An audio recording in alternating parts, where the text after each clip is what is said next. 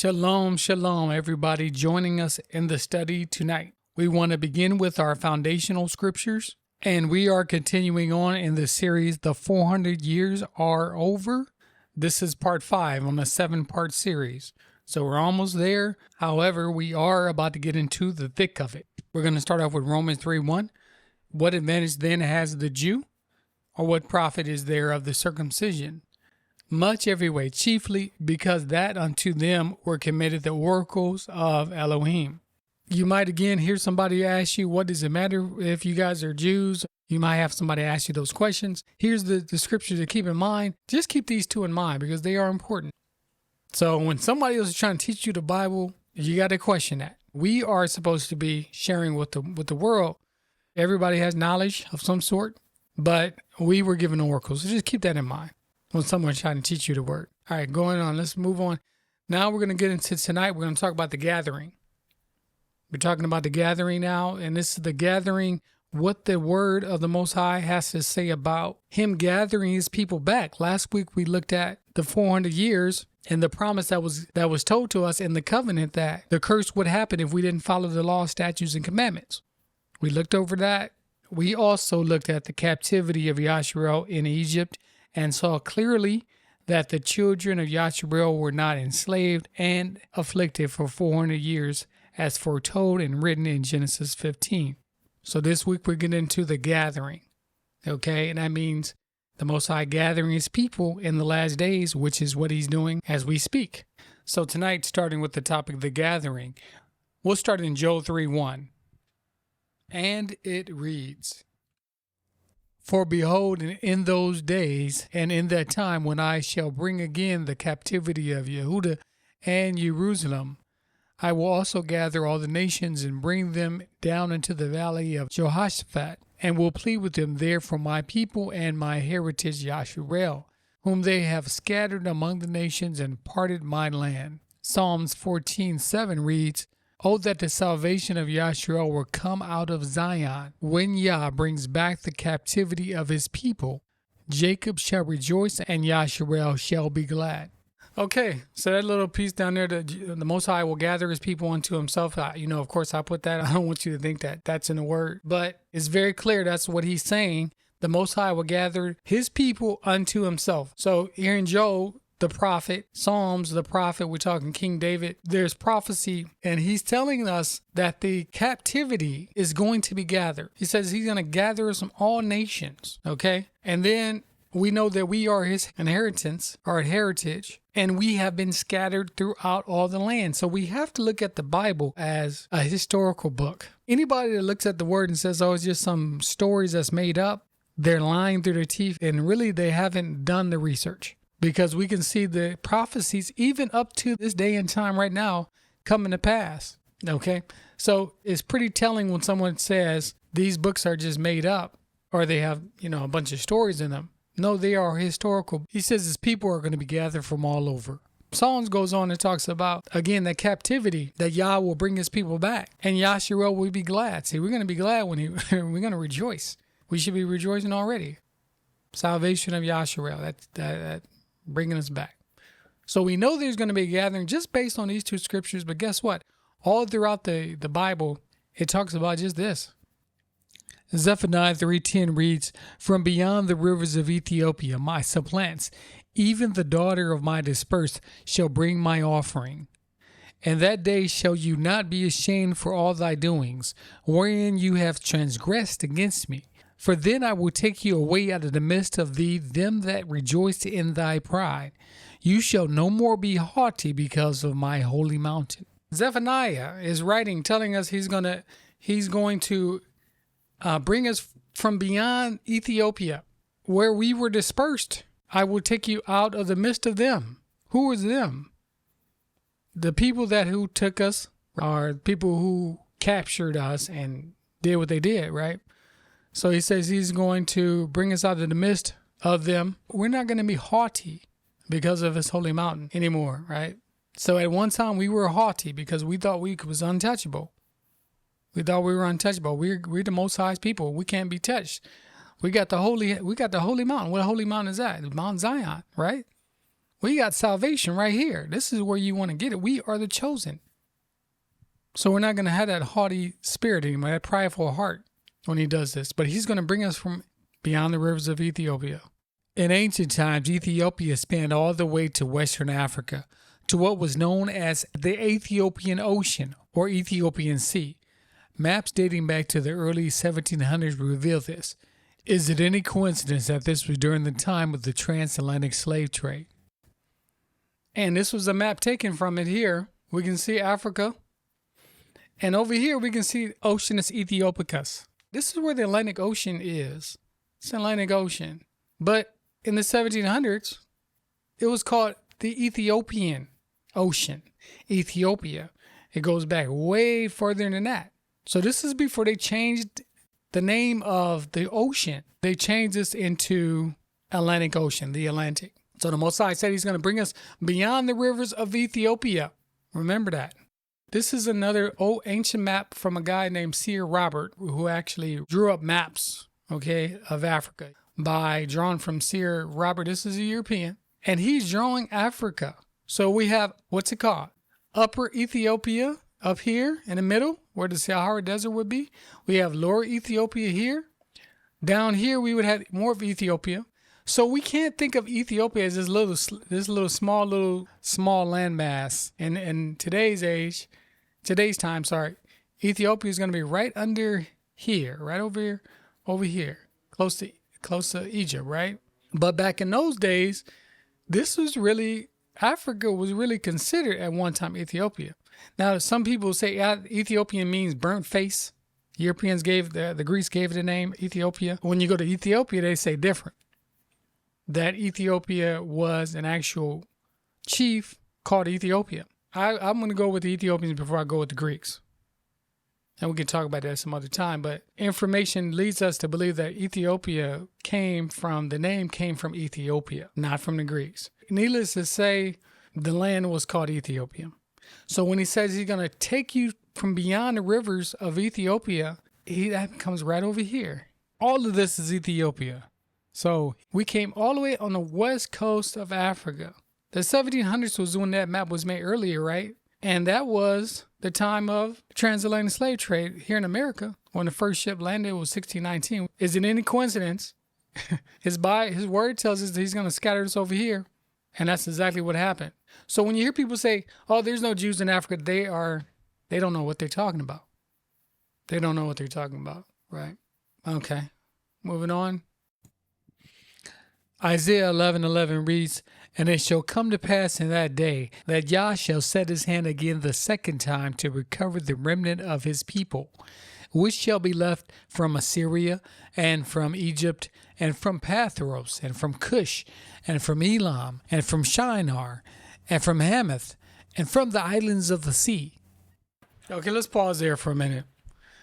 I just want you guys to know, we were scattered to the four corners of the earth. He says he's going to bring us back from where? From Egypt. We know that's Mizraim. We talked about that last week. Some people call it Kemet. We know the biblical name, son of Noah. His name was Ham, and he had a son called Mizraim, and the name was changed into Egypt. We learned that couple of weeks ago, I think. Pathros. Where's Pathros? That's modern Sudan.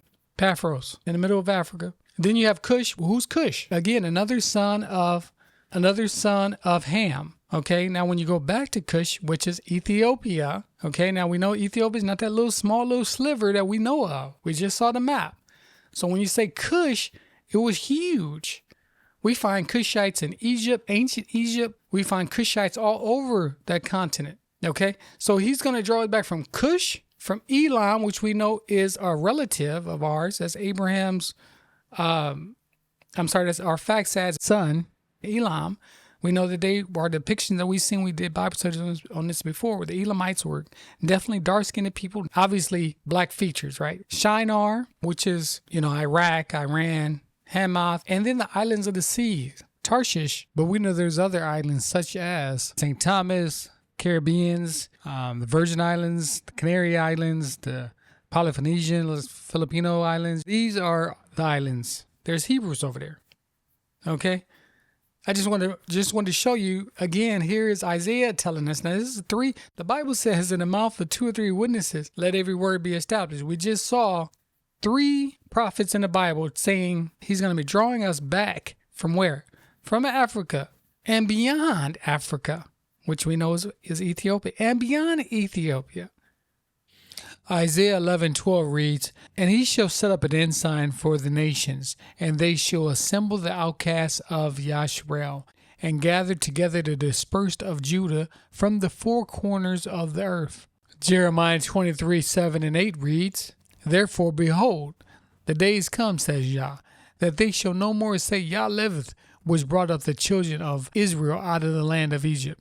But Yah liveth, which brought up and which led the seed of the house of Israel out of the north country, and from all the countries whither I had driven them, and they shall dwell in their own land.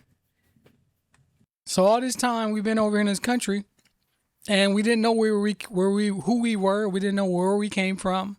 It was always there in the Word. They wanted to hide this from us in the Word. They wanted to teach us about us, but of course they leave us out to enslave us, to keep us controlled. So we're going to see how those people knew who we were. But he's telling us that, again, now this is Jeremiah. So there's another witness. That's 4 witnesses already. Is all these people lying? That's 4 witnesses. Jeremiah, now he's saying the same thing. Not only out of Egypt, right? He already brought us out of Egypt. Now he's going to bring us out of Egypt another time, a second time. And we know Egypt is the house of bondage. The Most High calls it the house of bondage. That's what Egypt is. So when he brings us out of the house of bondage again, we have to know that that's not the land of Egypt we see now today. This is the land of bondage. Okay, let's move on. Next slide reads, Jews of Portugal and southern Spain. So dark were the Jews, especially of Portugal and southern Spain, that many whites thought all Jews were black or dark. This belief, says Barbot, shows what an error most people are in, since he says the German Jews, as for example those of Prague, are as white as most of their German countrymen. Many of the Jews were banished from Portugal by John II. Okay, that comes from the book Nature Knows No Color Lines by J.A. Rogers. Now, we know that Revelation talks about those who call themselves Yehuda and are not. So we know there are people that's running around calling themselves Jews that are not. But here, this account talking about that time that we were in Portugal and we were in southern Spain. This is what started the transatlantic slave trade, as we're going to see. It started in Portugal and in southern Spain. Queen Isabella and Ferdinand, her husband, when they banished all the Jews out of Spain, those Jews were black. It says the Jews, especially those of Portugal and southern Spain, that many whites thought all Jews were black and dark. So, I know you guys have heard about the Spanish Inquisition. The Spanish Inquisition came from Queen Isabella and King Ferdinand, right? So Queen Isabella says, you either become a Catholic or you become a slave. So the black Jews in that land said, no, we're not. Many of them said, no, we're not going to do that.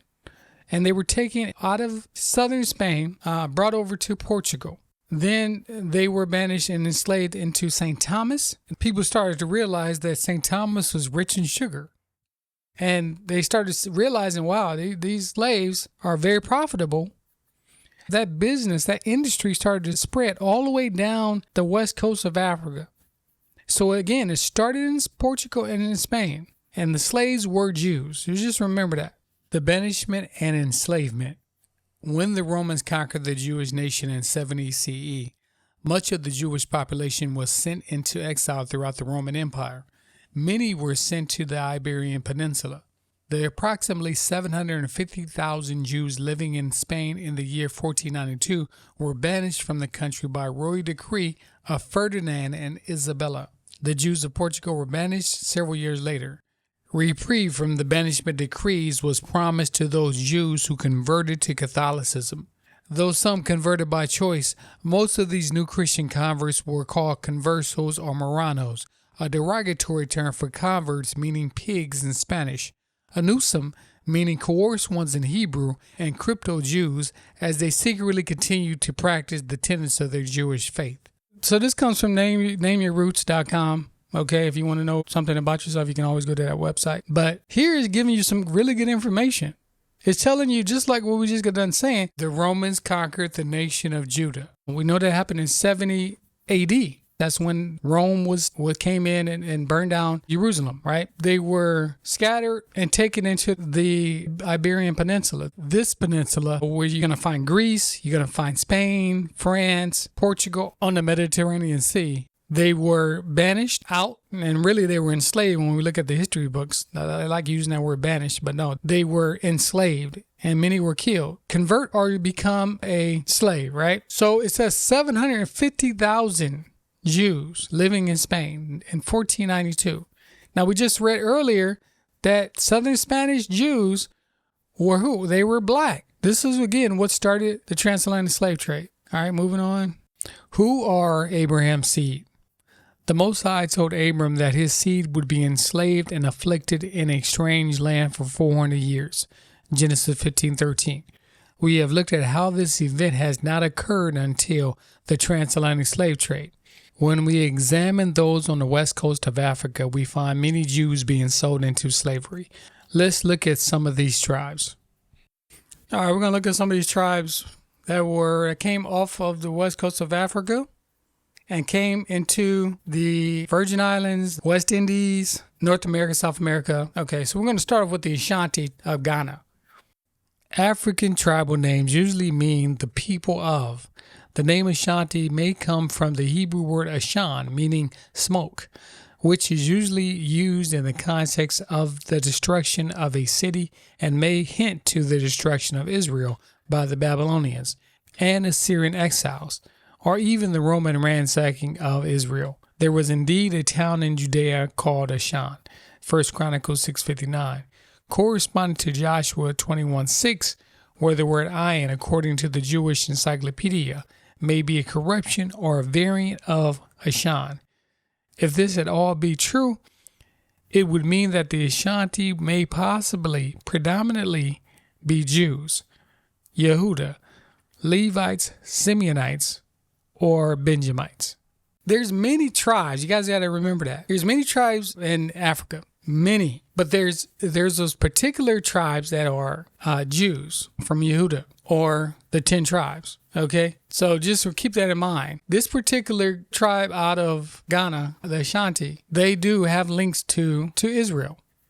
So if you go there now and speak to the people, they're going to talk. They're going to tell you, no, we come from Israel. And as we continue to go on through some of these, you're going to see the common thread.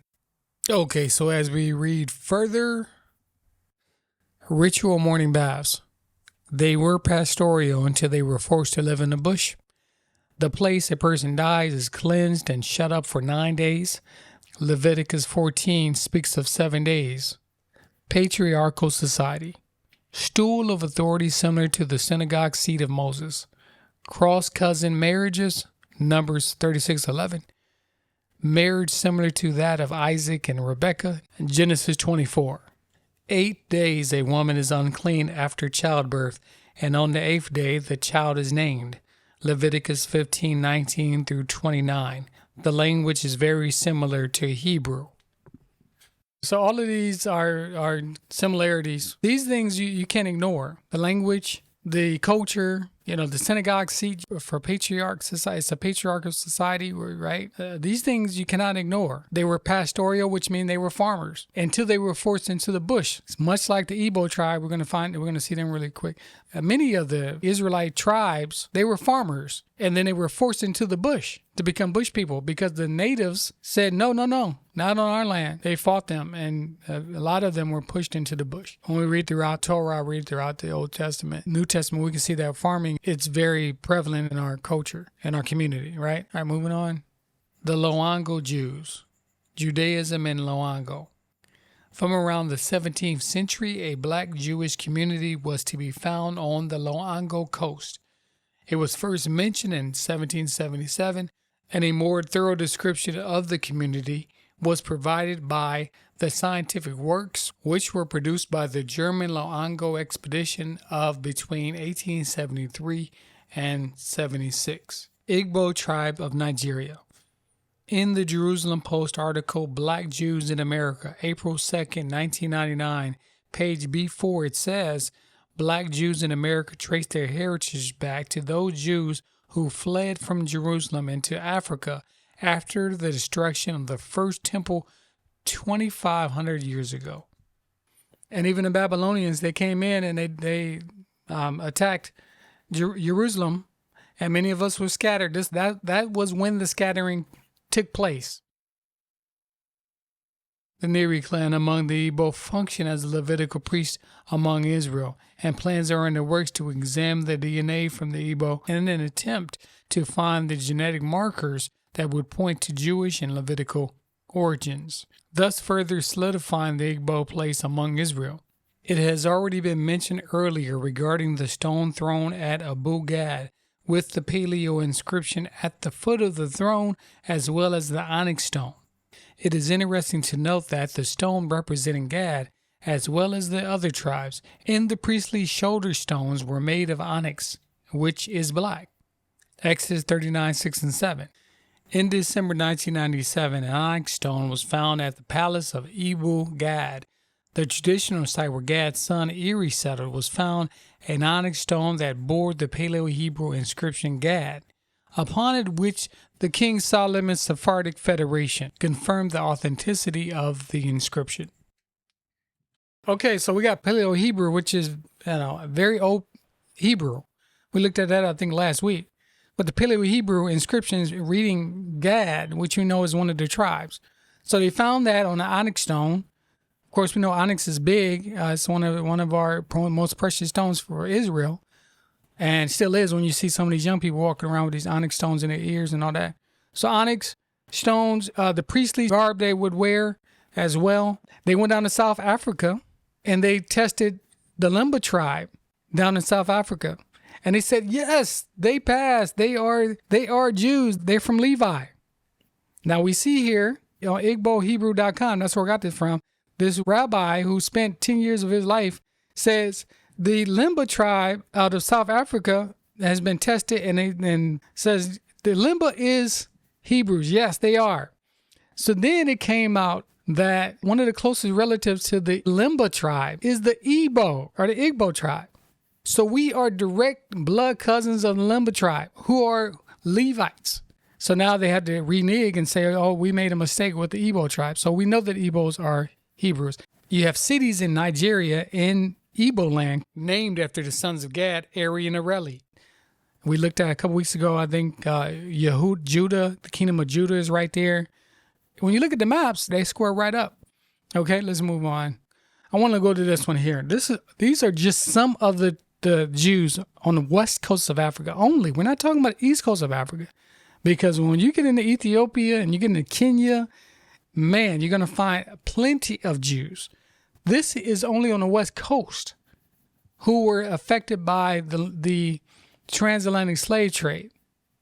Okay, Loango Israelites, they also went into St. Thomas. We talked about St. Thomas. So these were connected with those that came out of Portugal and Spain, right? Ashanti Jews of Ghana. You have Mandingo Jews of Gambia. The Wudi Jews of Nigeria. That's Benin. So we talked about Benin, right?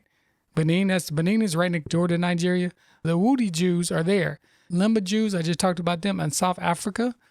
You have the Beta Jews. Okay, we do have one in Ethiopia here. The Yuwa Jews out of Kenya. The Barambu Jews of Congo. The Warla Jews of Algeria. The Mozabite Jews of Northern Sahara. The Beju Cushites. See, Cushites. There's Cushites still in Africa now, which meant they mixed with Cushites, obviously. The Fudatora Jews of Senegal. Shindi Jews of Khartoum, Naba Jews out of Sudan, San Tome Jews out of New Guinea and Ghana, Igbo Jews out of Nigeria. If I gathered all of them, it would take me a long time. It's that many. If you ever do your DNA, these are going to come up. Ghana, okay, for sure. Benin, Gambia, Congo, on the west coast of Africa. Slave coast is what they call it, slave coast. These are all on the slave coast right here. This is all the slave coast, all the way down to South Africa with the Limba tribe. Limba, that's it for tonight. But what we're going to learn is when they came in to find slaves, They wanted the native people to tell them, okay, who do you want? We need to sell some people. We'll pay you this and this and that. Slave trade. And so they came in and said, look, we want to find slaves. And all of these slaves here were affected. I mean, all of these tribes were affected because they're surrounded by all these native tribes. They were scattered out of, just like the Bible said, we read it earlier, beyond the rivers of Ethiopia. And we're not talking about this little small Ethiopia here. That is not what we're talking about. We're talking about ancient Ethiopia, which covered most of Africa. Beyond the rivers of Ethiopia, the waters, if you look at the Hebrew word for rivers, because that's a translated English word, rivers, beyond the waters, all the way to the slave coast is where our ancestors were scattered. And then we were, like we read last week in detail, how we went on the ships and everything else. Yokes around our neck, taken from our families, wives separated from their husbands and all this kind of stuff. Children is taken. All this is in the Bible. So when people say, oh, the Bible's all made up, no, it's not. That's Satan talking. And using that person, of course, but that's Satan. That's a satanic spirit that don't want you to hear the truth. We're almost done with this case. I think we got about one more week and we're finished with the 400 years are over. But I want to lay all this out. And we're also going to look at what has happened since 2019. The 400 years are over. 2019, what has happened in the world? What has happened in this country since 2019? We're going to look at that, because again, this is all biblical. So that's all I have for tonight. Anybody have any questions? Thank you to those who have been supporting and showing us love. If you're getting something from this channel, please make sure that you like, you subscribe, and that you comment in the comment section below. We love to read your comments. Shalom, shalom.